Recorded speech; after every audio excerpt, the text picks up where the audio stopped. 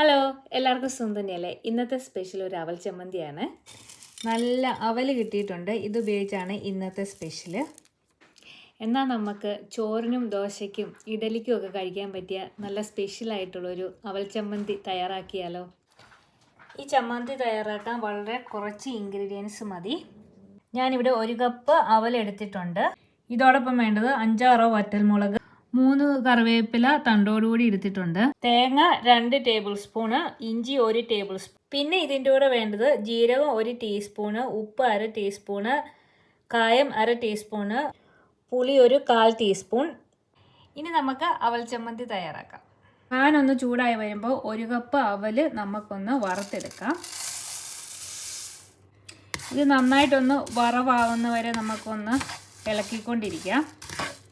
ഞാൻ തീ ഒരു മീഡിയം ഫ്ലെയിമിലാണ് വെച്ചിരിക്കുന്നത്. സിമ്പിളായിട്ടുള്ള റെസിപ്പിയാണ്. അതുപോലെ നമുക്കിത് ചോറിൻ്റെ കൂടെ അല്ലെ ഇഡലിയുടെ ഒക്കെ കഴിക്കാൻ പറ്റിയ നല്ലൊരു ചമ്മന്തിപ്പൊടിയാണ്. നമുക്ക് വീട്ടിലെപ്പോഴും കറിയൊന്നും ഉണ്ടായിരിക്കണമെന്നില്ലല്ലോ. ആ സമയത്ത് ഇങ്ങനെയൊക്കെ ചമ്മന്തിപ്പൊടിയൊക്കെ ഉണ്ടാക്കി വെക്കുകയാണെങ്കിൽ പെട്ടെന്ന് കറിയൊന്നും ഇല്ലാത്ത സമയത്ത് നമുക്ക് എടുത്ത് ഉപയോഗിക്കാം. ഇത് കണ്ടിന്യൂസ് ആയിട്ട് ഇങ്ങനെ ഇളക്കിക്കൊണ്ടിരിക്കണം. കണ്ടോ, ഇതിൻ്റെ നിറമൊക്കെ മാറി വരുന്നുണ്ട്.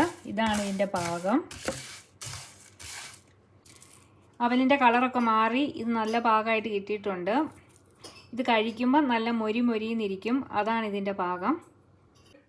അവൽ പാകമായിട്ട് കിട്ടിയിട്ടുണ്ട്. ഇനി ഇതൊരു പാത്രത്തിലേക്ക് മാറ്റാം.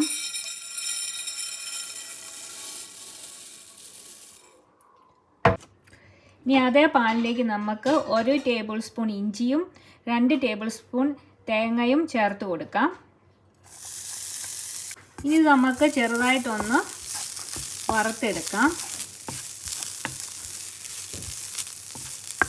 തേങ്ങയും ഇഞ്ചിയും ചെറുതായിട്ടൊന്ന് വറന്നു വന്നു കഴിയുമ്പോൾ 6-7 വറ്റൽമുളക് ചേർത്ത് കൊടുക്കാം.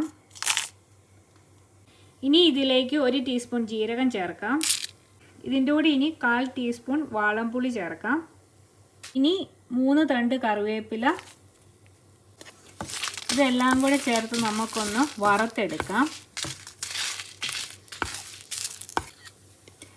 തേങ്ങയുടെയും വറ്റൽമുളകിൻ്റെയും കറിവേപ്പിലയുടെയും ഒക്കെ നല്ല സ്മെല്ല് വരുന്നുണ്ട്.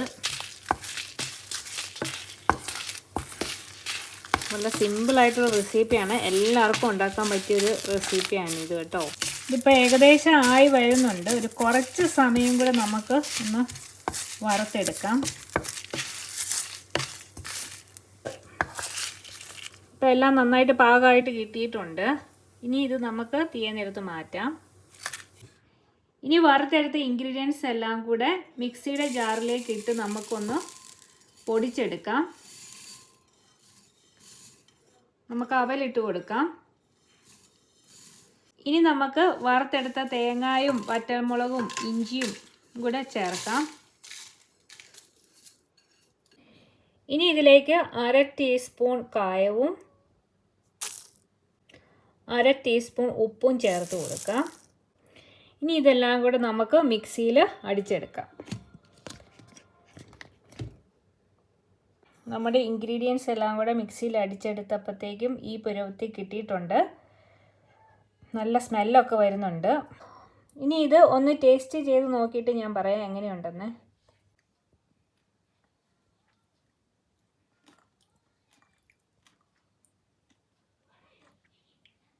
ഈ പുളിയും എരിവും ഉപ്പും കൂടെ കൂടിയിട്ടുള്ളൊരു ടേസ്റ്റാണ്. ഒരു മീഡിയം ടേസ്റ്റാണുള്ളത്. ഇത് ചോറിൻ്റെ കൂടെയൊക്കെ കഴിക്കാൻ പറ്റിയ ഒരു ചമ്മന്തിയാണ്.